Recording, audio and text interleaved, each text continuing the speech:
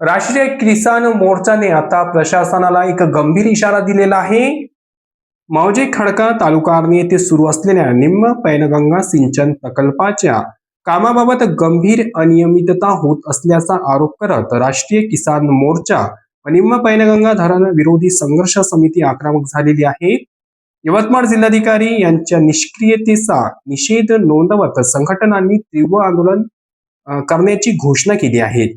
संघटनांच्या वतीने जिल्हाधिकाऱ्यांना दिलेल्या निवेदनात नमूद करण्यात आले आहे की निम्न पैनगंगा धरण प्रकल्प सुरू करण्यापूर्वी आवश्यक असलेले SIA रिपोर्ट, DPR मंजूर तसेच LARR ऍक्ट 2013 नुसार भूसंपादन, पुनर्वसन व पुनर्स्थापन या प्रक्रिया पूर्ण न करता काम सुरू ठेवण्यात आले आहे।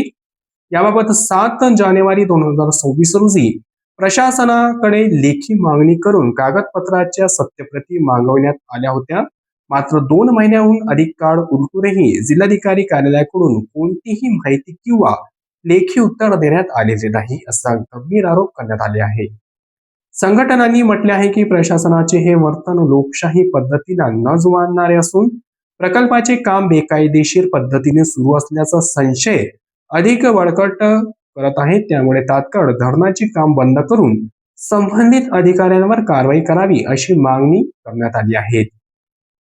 संघटनांनी स्पष्ट केले आहे की ही सर्व आंदोलने भारतीय संविधानातील कलम 19(1) अंतर्गत लोकशाही मार्गाने करण्यात येणार असून प्रशासनाने वेळेत योग्य निर्णय घेतला नाही तर आंदोलन अधिक तीव्र करण्यात येईल। यावेळी भूषण मुनेश्वर, जिल्हा प्रचारक राष्ट्रीय किसान मोर्चा यवतमाळ, सुनील गवई, जिल्हाध्यक्ष भारत मुक्ती मोर्चा विनोद मुधानी, यवतमाळ वाशिम लोकसभा प्रभारी बहुजन पार्टी व आदी यावेळी मोठ्या संख्येने उपस्थित होते। यावेळी काही आंदोलनकर्त्यांनी RN न्यूजला दिलेली प्रतिक्रिया।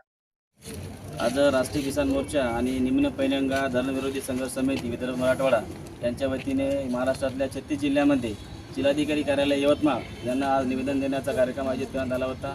हे निवेदन यासाठी देण्यात आलेलं आहे की 7 जानेवारी 2026 आम्ही जिल्हाधिकारी कार्यालय यवतमाळ यांना एक निवेदन दिलं। त्या निवेदनामध्ये आम्ही त्यांना निम्न पैनगंगा धरणासंदर्भामध्ये ज्या काही शासनाच्या लेखी पत्रव्यवहार झालेले आहे, जे काही मान्यता प्राप्त झालेली आहे, DPR, SIA आणि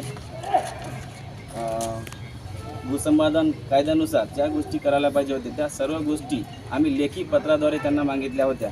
परंतु आज रोजी 2 महिने उलटून गेलेले आहे, परंतु या 2 महिन्यामध्ये आम्हाला कुठल्याही प्रकारचा समाधानकारक लेखी पत्रव्यवहार झाला नाही आणि आम्हाला कोणत्याही पद्धतीचं कागदपत्र दिले नाही आणि यांना कोणतंही उत्तर दिलं नाही। त्यामुळे आम्ही राष्ट्रीय किसान मोर्चाच्या माध्यमातून महाराष्ट्रातल्या 36 जिल्ह्यामध्ये हे निवेदनाचा कार्यक्रम आज घोषित केला। हे आंदोलन 4 टप्प्यात होणार आहे। दुसऱ्या टप्प्यामध्ये महाराष्ट्रातल्या 36 जिल्ह्या